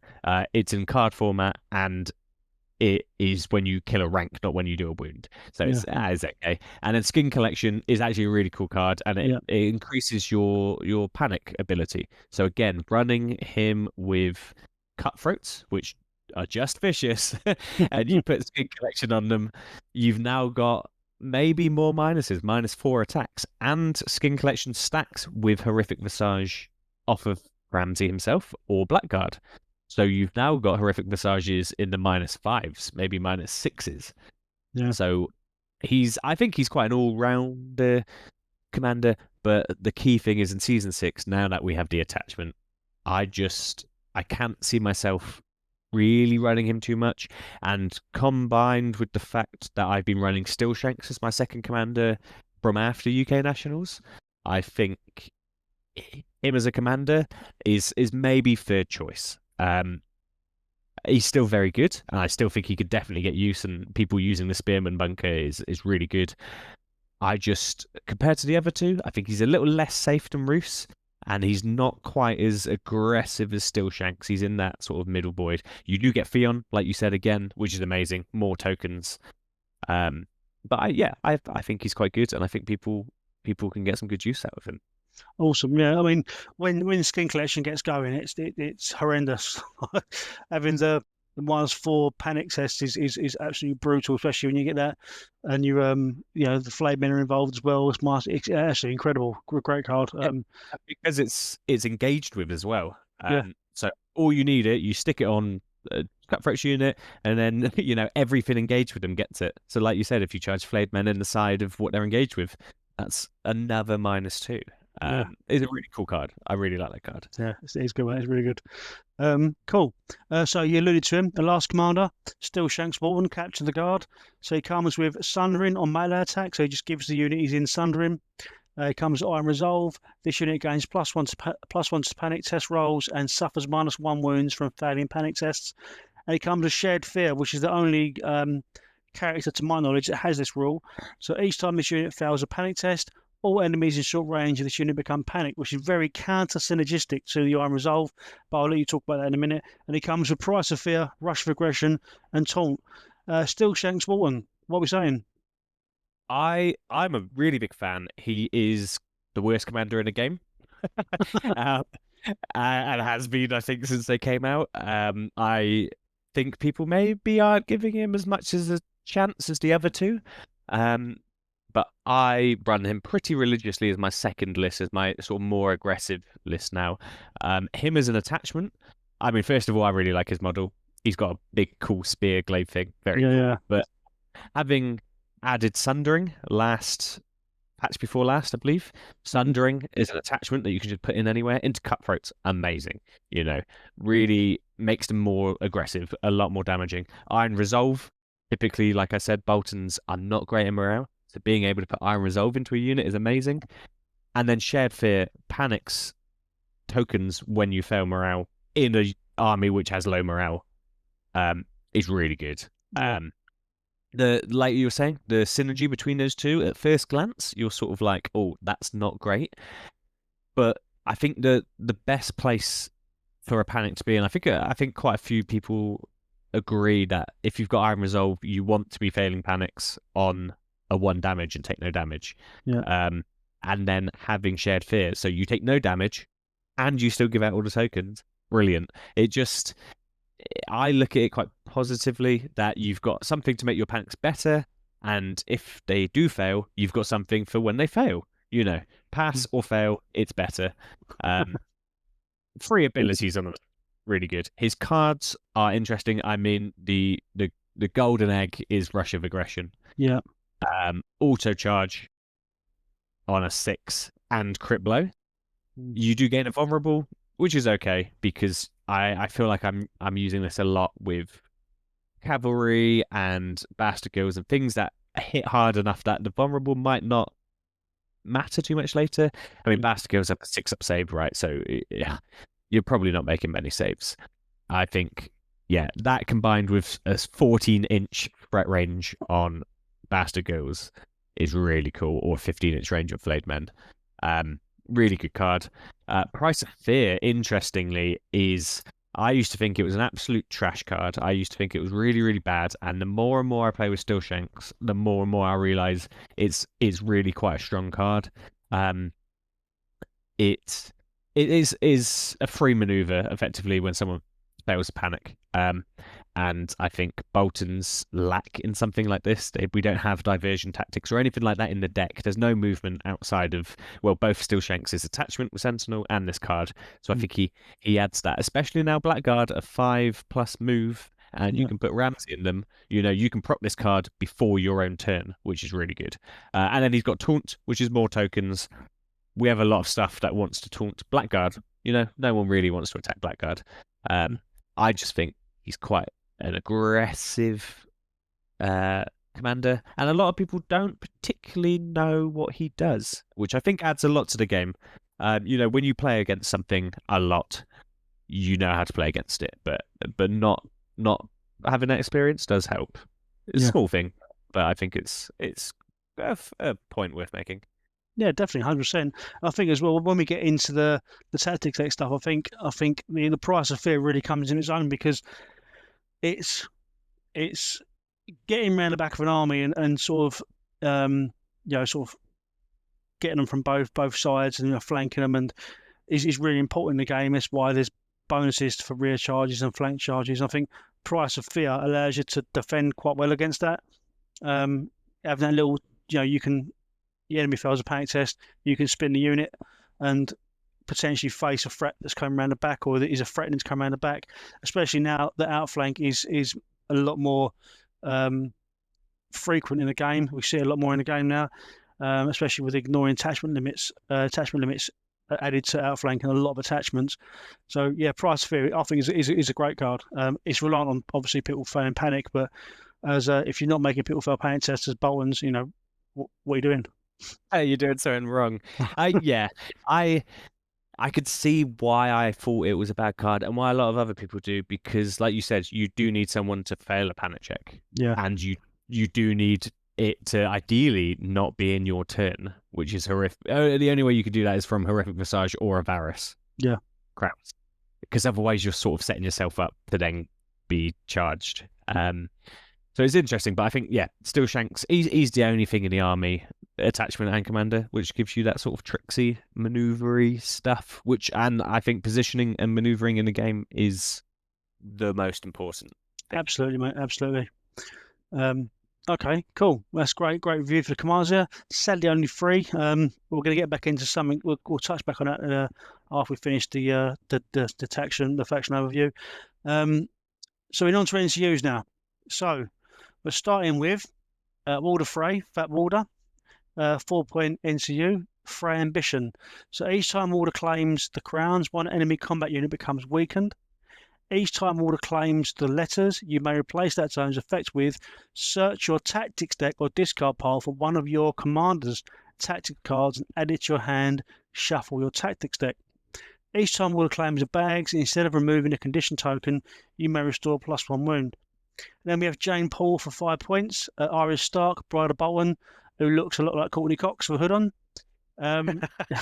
It comes with Loyal Imposter. Influence. So when this unit claims a zone, attach this card to a combat unit until the end of the round. While influencing the unit, that unit gains +2 to morale test rolls. And once per game, at the start of any round, you may have your opponent gain control of Jane until the end of the round. If you do, you become the first player. Jane cannot influence a unit that round. So 2 quite nice NCUs. Fat Warder I tend to use in most of my Bolton games. I really like the flexibility around some of these extra effects you get. So, I mean, hitting 4 instead of removing the tokens, always in my darkest times, healing 4 wounds really does help me. You know, it's a carry model +1 wound, and also the ability to fish out rush regression for thingy. But these 2 NCUs, what we saying, Dan? I like both of them. I think Walder Frey is she's good. I think she's just, you know, Theresa May, strong and stable. She's you know, you can go wrong with her. She changes zones to do slightly better things. I think the problem is, I find list building is because we only have 3 Bolton NCUs. Jane's a 5-point one, and often you only have space for 3 4 points. You're finding yourself just having to choose between Walder or Tybalt, who we'll talk about in a minute. But and I think Walder's just really good. She works with everything. We as Boltons quite like the crowns because we spark panics. You know, being able to put them into intimidating presence with -2 and then hand out a weakened is really good. We quite like that. I think a lot of armies now require crowns as well. So, like, you know, Brotherhood, Baratheons, Kingsmen, stuff like that. Crowns is a bit more sought after now. So being able to benefit extra from that, amazing. The letters one, you said about fishing out rush of aggression. I think back when Neutral Vargo was a commander, you know, that was a really cool combo. I just think it is not worth it unless it's super situational and you really need a seeing their flaws or a rush of aggression. I just think it's better to get 2 cards, especially now our deck's much better. I think all of our cards in our deck now are good. 2 cards and a token. The letters one, I've used it once maybe just for the sake of using it. People might disagree, and fishing out cards like Rush for game-changing scenarios, I just think it's better. But the bags, healing +1, because you don't always have condition tokens, but healing a whole rank is really good. When you're going to do it anyway, you just have to go with Walder, not one of your other NCUs. I think she's really good. Jane Paul is, I think, in the Bolton community, quite controversial. I think, you know, she's Marmite. You either love her or you hate her. I love her. I really think she's good. I know Walder Frey has a similar thing, but you have to take a zone and change it, and people see it coming. With Jean, it's the start of a round, so you've got the choice of when you do it. I've Jeaned round 2 a couple of times, just because people absolutely don't expect it. You know, I think she's really good. The influence for +2 morale is very good. Like I've said a couple of times now, Bolton's morale isn't great. Having +2, putting Blackguard onto a 4 up morale, they're now really difficult to kill. If you take Jackin, which I do now and again for the precision, but also because you can have two chains. You now have 2 units with a 4 up morale. I really like her, and then her start of round change to turn order is game changing sometimes. There's a few games that I didn't use it. I played Tom and his Giants at UK Nationals, and I didn't use it because we played Here We Stand, and I couldn't afford to give away a 5-point attachment. That's the caveat, that you give away her. I think she should probably have the Balon treatment, where she has to be able to Well, I guess it's start of round, so there's all the zones are free. But I think she should just turn off for a turn, not give, because you drop an activation, your opponent picks up an activation, and it's quite a lot.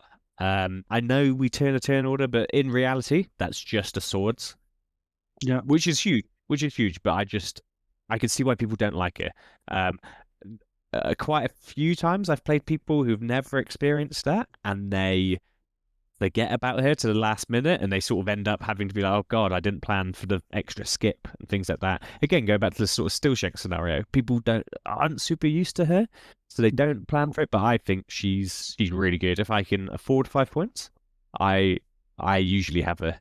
I've taken her to, I think, every tournament I've been to. Yeah, I think. Yes, yeah, I think that's it. I think it allows. When you mentioned at the beginning that you play Bolton's quite cagey, but I think having Jane there allows you to overextend at those moments that you think you might be able to do something, like sending those Flayed Men in to kill that last 5 or 6 wounds, but it leaves you in a vulnerable position, leaves you to then pull back with the use of Jane, and a lot of those sort of scenarios come up. And again, it's those gotcha moments as well where people don't see that coming. That's huge. I mean, like there's so many times I set up my end of round to open as first player next round, and if that's taken away from me, sometimes I can be left in a really vulnerable position. So that's I think she's really good. I really like her as an NCU. I think other than Walder Frey, as you mentioned, there's no one else that does the sort of the manipulation of the game flow that she does. Yes, I completely agree. Just being able to set up people's aggressive plays and swap it back, bastard girl charges off of swords and stuff like that is really good. And her influence, I think on its own, if she was 4 points and she just had the influence, she's still very good. Yeah, I agree. I totally agree with that. Cool. Okay, let's get into the last 3 NCUs. So we've got Roose Bolton at 4 points, calculating and cruel. He comes with horrific rumours. So Roose begins the game with 3 order tokens. Each time Roose activates, you may remove 1 order token from him. If you do, target 1 enemy combat unit, they become panicked. Each time Roose claims a zone, you may replace that zone's effect with 1 enemy combat unit suffers 1 panic test. And we have Ramsay Snow, Red Helm, for 4 points. Comes with sadistic butchery. So influence, when this unit claims a zone, attach this card to a combat unit until the end of the round. While influencing a friendly House Bolton unit, its melee attacks gain fuel by slaughter. After this unit completes a melee attack, if the defender suffered any wounds, he restores 1 wound plus 1 additional wound for each of the defender's destroyed ranks. So there, just fueled by slaughter on a stick. And Tybalt for 4 points, deceitful envoy. The Tybalt Maester of the Dreadfort, deceitful envoy. Tybalt begins the game with 2 order tokens on him.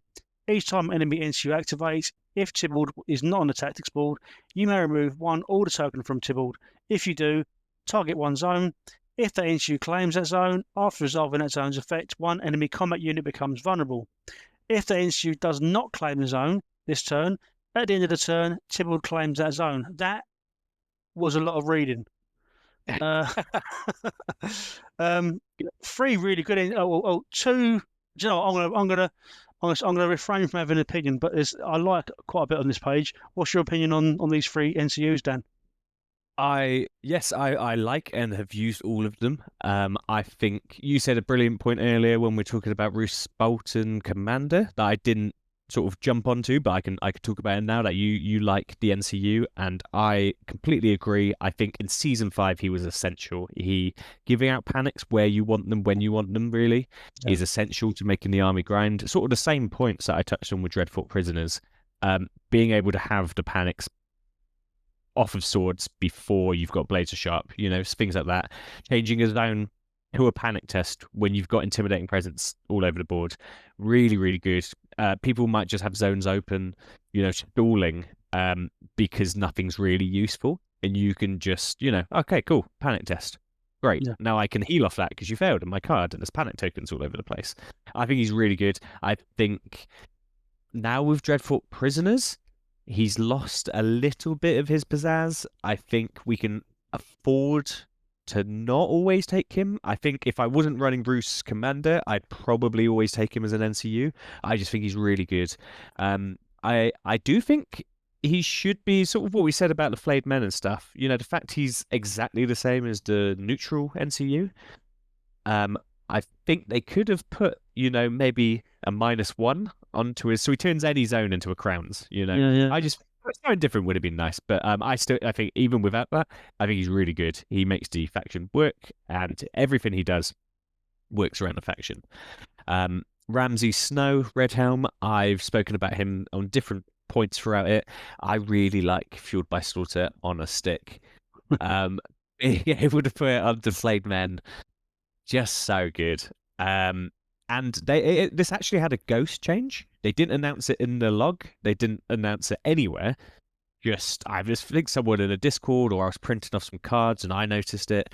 But they very subtly changed it to friendly House Bolton unit, which for Bolton is absolutely fine. But I've had a couple of games against people who have jackened him. You know, and then I've gone, oh no, you know, Fueled by Slaughter on Brotherhood. That's mental. You know? But you can't do that anymore. So I think that's a nice subtle buff.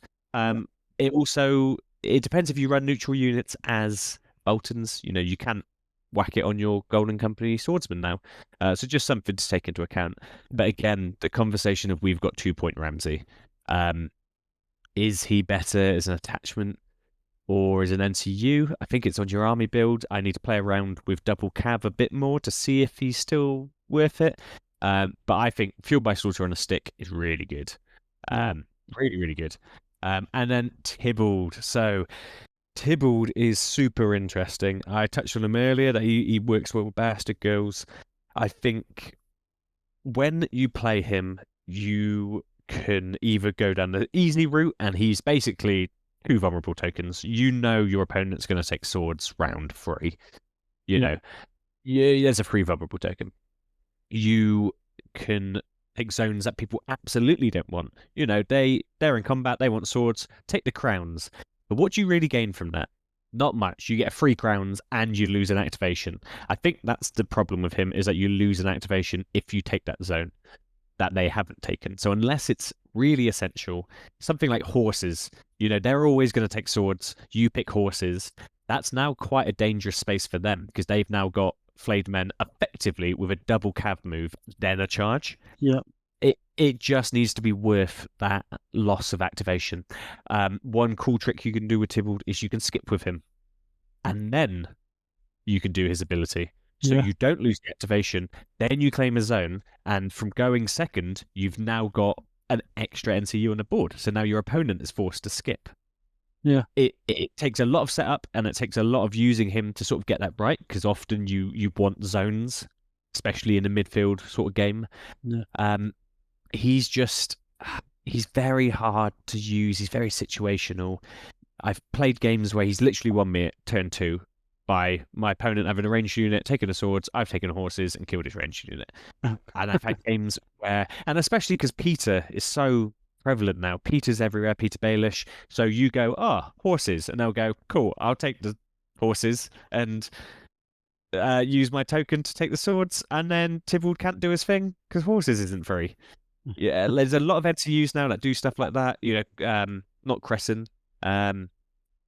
Who's the Baratheon fella who moves zones after? He's in every Baratheon list now because loads of armies need zones. What's his name? Alistair Florent. Alistair Florent. He's an amazing NCU. Yeah, and he's used all the time. There's so many NCUs. A lot of them are tail ones. You know, mess around with zones. I just think Tybalt. He works in some lists. He works with some units. Some people really like him. I think he can really play off, but I just think, you know, if you've got 4-point Bolton NCUs, you're probably going to take Roose or Walder. Yeah. Totally. I think Tybalt has a very Bolton-y way of playing, isn't it? It's very, very playing with the opponent's mind and just calling their bluff. And I quite like him as an issue. I never thought of, for some reason, the skipping and then jumping onto a zone. That's it's a decent bit of insight there. Yeah. So his old rule used to be much better, and I don't know why they changed it. In the log, they basically said that new players were getting caught out by it. but he could basically do his ability while he was on the board, which Yeah. made him insane. You could take swords, jump off swords, and then take it with another NCU. Yeah. Insane. Really, really good.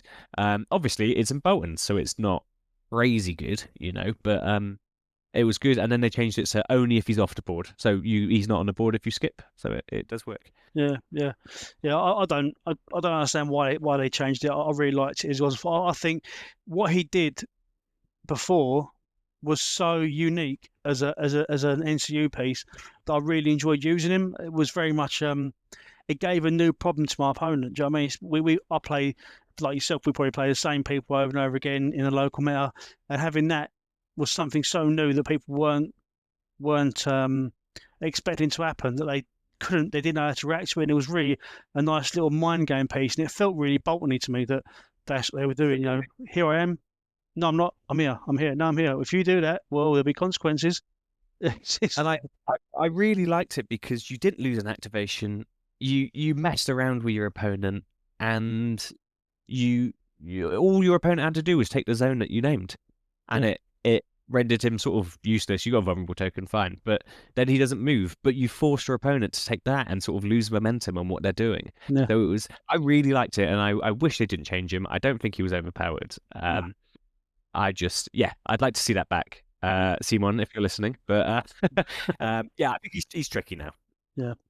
And Ramsay Snowman, I totally agree. I think every faction has got a miniature that is an NCU, an attachment, and great. Breathins with Courtney Penrose that does the same thing. He's a commander, is great. So is his NCU. In fairness, so is his attachment. So you end up having to think, oh God, they're all so good. Which one am I going for? And that's a good problem to have, isn't it? It's list building. That's part of the game, and it's part of the enjoyment of it. I completely agree. It's just a shame that we don't. Maybe once we get a Heroes 2 and we have more options, it just feels bad that like our best guy at NCU and attachment is our best guy. Yeah. Maybe once we get some more choice, it won't be so impactful. But where there's so many few moving parts in the Boltons, is a really interesting choice to make. Yeah, and if people have got any wish lists for Heroes 2, definitely put them in the comment section. I personally, if I've got to choose one, I'll hand over to you afterwards, Dan. If I've got to choose one, I want to see a Bolton-specific Vargo Hope commander. Oh, I think that's interesting, because when they said about the neutrals thing, they said there might be some thematic ones and stuff. And I mean, Vargo is quite thematic for the Boltons. Yeah. I'd like them to bring that back. That would be cool. I personally would like to see some of the phrase. Yeah. Because the Boltons and the phrase, the Red Wedding, and all that, they work closely together. I'd like to see some of like the Frey sons, the commanders, and maybe a couple of like chaff units from the phrase. I think that'd be really cool. Yeah, definitely. Okay, cool. So that's it, mate. We have just covered every single option that is possible to take within House Bolton. And as always, mate, it's been a massive pleasure. I'm going to go through some final questions with you before I let you go off and have your tea and go to bed. So, first and foremost, people that have sat here and listened to the entire of our breakdown of the House Bolton faction, just a quick 30-second just conversational piece, mate, about a brand new player. Why should they choose House Bolton, and what challenges might they face with picking these guys up? I think House Boltons are there's a lot of stigma around them historically, probably, that they're not the top faction in the game. But I think they're really fun. They're really flavorful. All of your stuff coming from panics, coming from tokens. I think they have a lot of combination plays, which to me is why I really enjoy them. You set things up. You've got everything. You've set up a -5 panic, and they fail it, and then you've got a spread fear and intimidating presence. It doesn't happen often, but when it happens, you are really rewarded as a player. You're playing on hard mode a little bit, so when it comes off, it just feels really, really rewarding and really good. I'm not sure all the other factions have this big sort of risk reward setup play feel to them, being able to play bloody beheadings, and it just feels so cool. I think it's really rewarding to play the Boltons. Obviously, we've had a lot of changes in the past. and I think there's probably some changes in the future. So it is really good to just follow these through and be on a journey. And I think Boltons are really, really enjoyable. Our range looks lovely, and it plays well, and it's really fun. We have a good deck now, and I think people should play more Boltons. Awesome. It definitely does. There's definitely a sense of achievement when you do well and the combinations come off House Bolton. It's such a rewarding feeling. My second question, Stuart, is, and I think this is gonna be probably the most conversational piece I have with any of my faction experts regarding this question, because I think it impacts you more than anybody else. But how do you feel that the neutral commander restrictions has impacted House Bolton in season 6?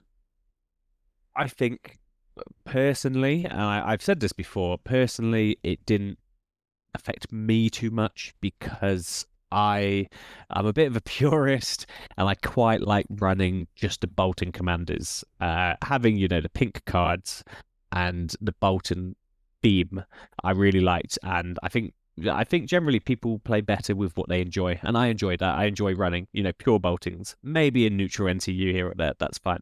I think generally, in terms of balance, in terms of the strength of the faction, I think we did lose a lot because we lost not only Vargo, who was actually really strong with us because of his token play with weakens, his additional damage to panics, which we lack, or did lack. I think we lack it still, and being able to get extra attacks, which we didn't before. So I think Vargo was a fan favorite, and he was very strong. Yeah. It does reduce our power overall. I think just choice as well. So having the choice of having a random Dario commander in there, or Vargo, or whoever, it limits our options, which is, statistically probably worse. I do think only having 3 commanders is quite hard to work around, especially when none of them are like obvious or obviously stronger than the others. They all work quite well, so it's nice choices. But you look at Brotherhood, you could say, they also only have 3 commanders, but one of them is really good. And then it's sort of, do you take one of the other ones? Which ones you take? I just think with the Boltons, there's not that obvious choice. So having some more choice, it could make that a bit obvious. You can then, like what we said with Ramsay and Roose NCU, if we had some other good commander options, Roose and Ramsay NCU and attachments can sort of start to fledge themselves out. But I do think, overall, it's probably made us a bit worse for faction. But in terms of me personally, I'm fine with it. Awesome. And just finally, so how do you feel House Bolton are in season 6? Where do you think season 6 has left them as a faction? I think we've definitely got better. In all my games now, my hands, my cards, everything feels good. Before you draw double sadistic games and remorseless examples, and you just knew that turn was going to be the worst because they're okay cards in their own rights, and I've spoken a lot about them before. But they, now they feel so good. Sadistic games are such a good card now. Bloody Beheadings is really powerful when it wants to be. I think the attachments, sort of the free attachments, it does feel a little bad because of, like you said earlier, we have 6 free points effectively if we build our army in the right way. I think everyone else has cavalry attachments or has crazy attachments like Mr. Strong and, just 2-point powerhouses. You can now take Forest for 2 points and gain Relentless and stuff like that. Victorian for 2 points if he's not your commander. We just don't. We have the Ramsay, who's amazing, but he does take away from the NCU or the commander, and we just struggle to fit in everything. So I think indirectly that changes. It's made list building quite hard. It makes me not want to run the double cav as much because I look at the little 0 out of 4, and it just is. I'm playing a 40-point game in a 44-point game.